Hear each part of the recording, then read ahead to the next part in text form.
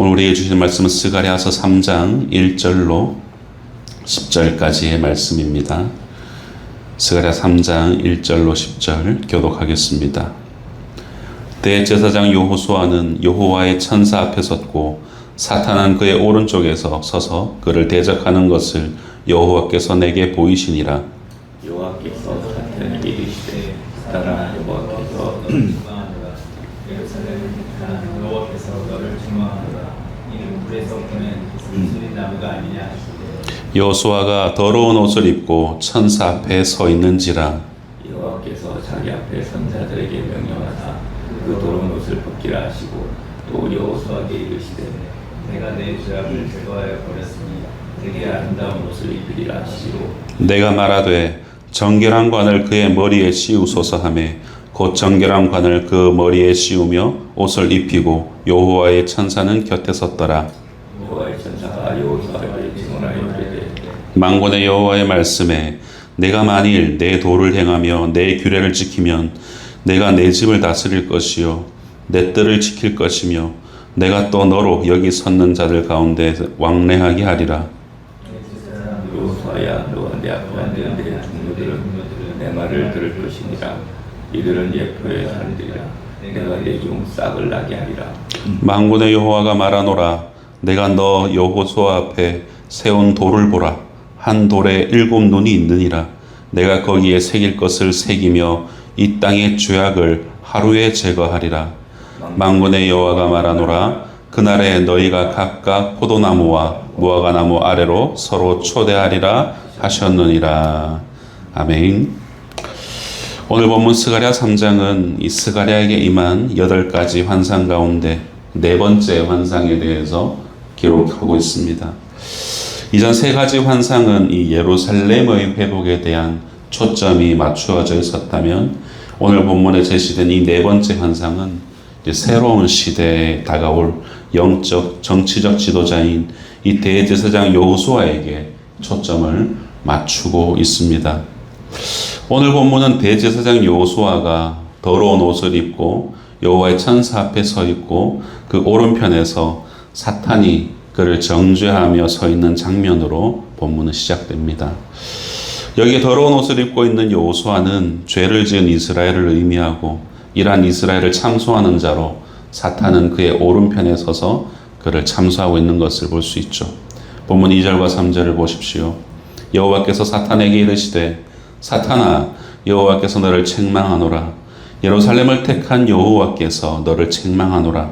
이는 불에서 꺼낸 그슬린 나무가 아니냐 하실 때에 여호수아가 더러운 옷을 입고 천사 앞에 서 있는지라. 본문은 판결을 하신 하나님께서 대제사장의 변호를 바로 자청하셔서 도우시는데 그 이유가 바로 하나님이 그를 택하셨기 때문이라고 말씀합니다. 하나님께서 택하신 이스라엘, 이를 대표하는 이 대제사장 여호수아를 대적하는 사탄을 하나님께서는 받아들일 수 없으며 이를 확정하기 위해서 책망하다라는 이 단어를 2번이나 연속적으로 이 사탄에게 사용하시죠. 그러면서 이 대제사장 여호수아, 즉 이스라엘을 불에서 꺼낸 그슬린 나무라라고 그렇게 상징적으로 말씀합니다. 이는 바벨론 포로기를 마친 구원받은 이스라엘을 의미한다라고 해석할 수 있습니다. 이제 구원을 받아 자유롭게 된 이스라엘이었지만 아직 그들은 여전히 더러운 옷을 입고 있었던 것이죠. 더러운 옷을 입고 있는 이 여호수아의 모습은 여전한 이스라엘의 이 부정함을 상징합니다. 거룩하신 하나님과 부정한 이스라엘의 이 관계가 대비되지만 하나님의 택하심과 불에서 꺼내심을 통해서 비로소 하나님 앞에 설 수 있는 상태가 되었다라고 말씀해주고 있는 것이죠. 하나님 앞에 설 수 있는 상태가 된 것, 그것은 오직 하나님의 주권 가운데 하나님이 택하여 주시고 하나님 꺼내어 주신 그것을 통해서만 이루어질 수 있다는 것을 우리에게 시사하죠. 그러한 여호수아를 위해서 하나님께서는 천사들에게 명령하십니다. 4절을 같이 읽겠습니다. 시작.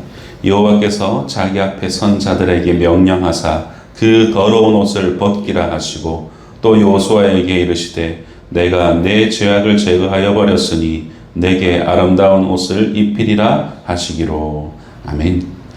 더러운 옷을 벗기라 하십니다. 더러운 옷을 벗기라는 이 명령은 이스라엘의 죄악을 제거하시겠고 또 그것에서 머물러 있는 것이 아니라 벗기는 것에서 끝나는 것이 아니라 아름다운 옷을 입히시기 위한 작업이었습니다. 죄악을 제거하고 옷을 입히라는 이 두 언급을 통해서 하나님께서 백성을 위해서 이 대제사장의 구원 사역을 하나님이 직접 행하고 계신다라는 것을 알 수 있습니다. 즉 이스라엘 백성들이 하나님께로부터 죄의 용서함 받은 것은 대제사장 여호수아에게 그 역할이 있어서 그런 것이 아니라 하나님께서 구원 사역의 시작과 끝을 결정하실 수 있는 분이시다라는 것을 우리에게 알려줍니다. 스가랴는 이러한 환상이 이어지는 가운데 개입하여서 하나님께 요청하죠. 그의 요청을 보십시오. 5절입니다. 내가 말하되 정결한 관을 그의 머리에 씌우소서 하매 곧 정결한 관을 그 머리에 씌우며 옷을 입히고 여호와의 천사는 곁에 섰더라 라고 말씀하죠. 스가랴는 이 환상 가운데 보이는 대제사장 여호수아에게 정결한 관을 씌워달라고 하나님께 요청합니다. 정결한 관은 대제사장의 복장 중에 하나이죠. 그 관 위에는 이런 문구가 적혀 있습니다. 여호와께 성결이라는 이 문구가 기록되어져 있는 모자를 의미합니다. 이는 출애굽기 28장에서 아론을 대제사장으로 세울 때에 하나님이 친히 모세에게 제정하셨던 바로 대제사장의 복장에 관한 규례에 있는 내용이죠. 그렇게 스가랴는 여호와의 환상 가운데 끼어들어서 아름다운 옷을 입힐 뿐만 아니라 대제사장에게 하나님 정결한 관을 그에게 씌워달라고 요청한 것입니다. 이러한 요구를 통해서 스가랴는 여호수아의 지위가 대제사장으로서 확실하게 회복되었음을 확증하고자 했던 것입니다. 이제 여호와의 천사가 여호수아에게 하나님의 이 신탁을 전달합니다. 7절을 같이 읽겠습니다. 시작.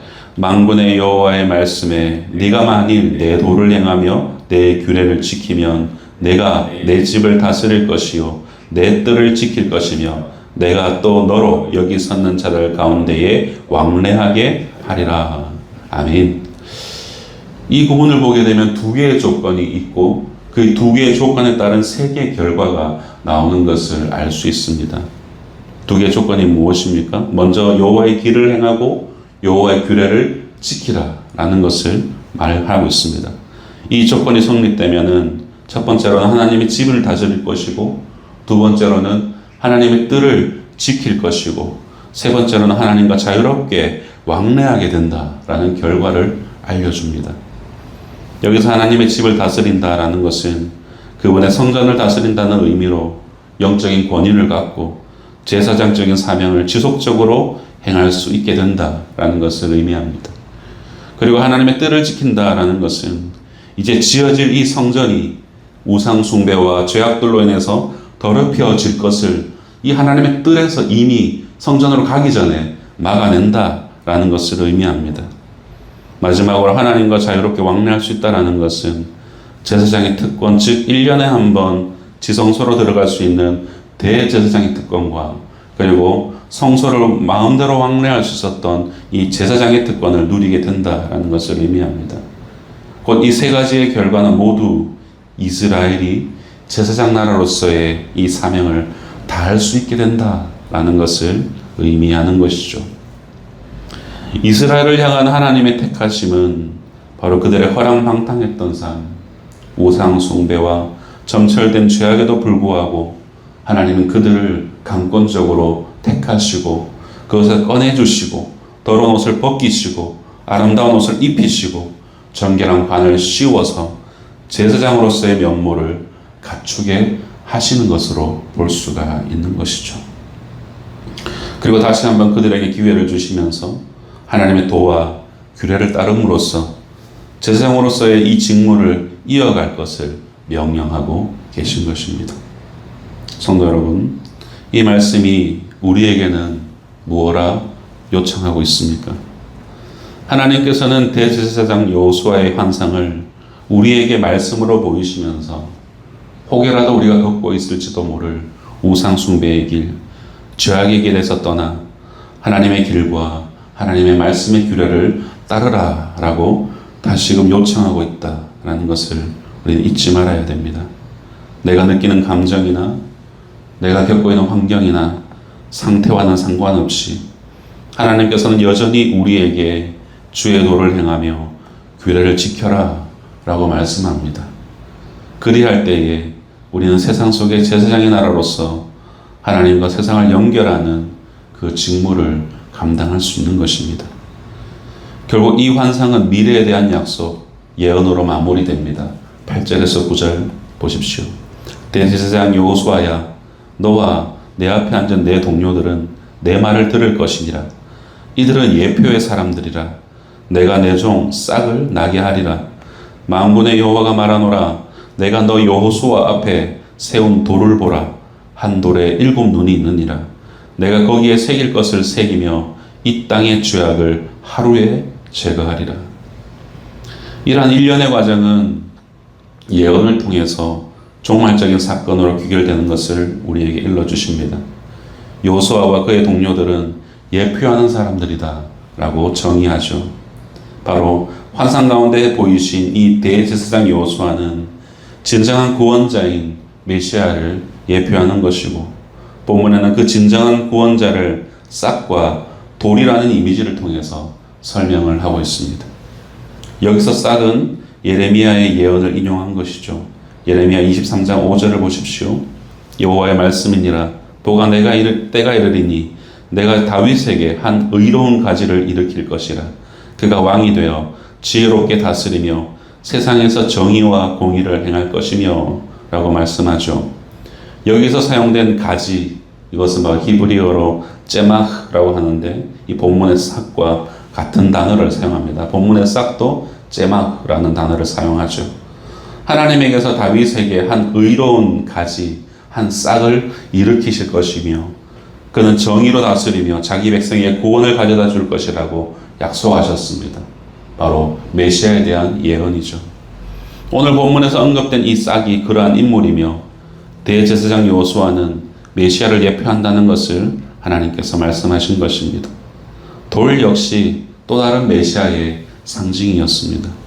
메시아는 그를 대적하고 믿지 않는 사람들에게는 거치는 돌이었고 버림받는 돌이었습니다.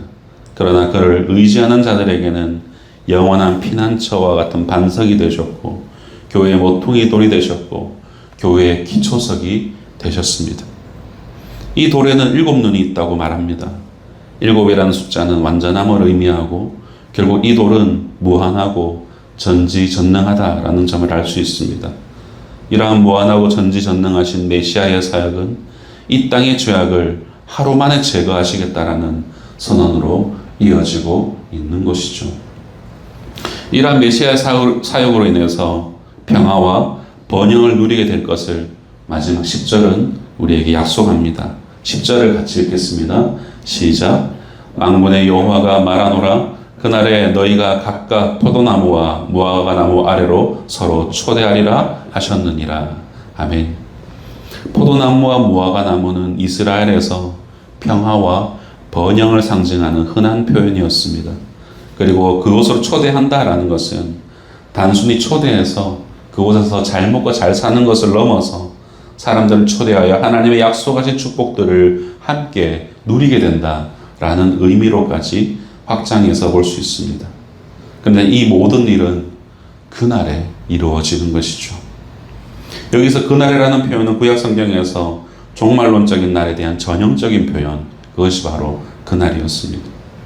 이처럼 스가랴가 보았던 대제사장 여호수아의 환상을 통해서 이스라엘의 정결함과 회복이 일어났고 이러한 회복이 종국에는 완전한 평화와 번영으로 이어진다라는 것을 우리에게 전하고 있습니다. 왕관의 보석 같은 사랑하는 성도 여러분, 말씀을 맺겠습니다. 예수 그리스도는 이 완전한 평화를 위해서 우리를 위해 친히 싹이 되시고 돌로서 기꺼이 자신을 들이셨음을 우리는 이미 이루어진 신약의 말씀을 통해서 익히 알고 있습니다. 주님의 그 깊은 사랑 앞에 우리에게 남겨진 소명이 하나 있죠. 바로 제사장으로서의 우리의 소명입니다. 온 세상 가운데 가장 큰 사랑을 쏟아부어 주신 예수 그리스도, 그분의 은혜를 입은 우리가 제사장으로 이 땅을 살아가며 세상이 주님을 볼 수 있는 그러한 창문의 역할을 감당하기 위해서는 바로 우리 스스로가 여호와의 길을 따르고 그의 규례를 지키며 살아가야 한다라는 것이죠. 우리가 하나님의 뜻을 따라 우리의 삶의 순간순간에 순종의 벽돌을 하나씩 하나씩 그렇게 쌓아 올릴 때 우리는 거룩한 성전이 되고 각자의 삶에서 열매를 맺게 되며 결국 그날에 포도나무와 무화과나무 아래로 만국의 백성을 초대하여 번영과 평화의 천국잔치를 누리게 된다라는 것을 우리에게 시사하고 있는 것입니다. 부디 오늘 여러분의 하루의 삶이 그 천국을 살아가는 한 날 되시기를 주님의 이름으로 축원드립니다. 기도하겠습니다.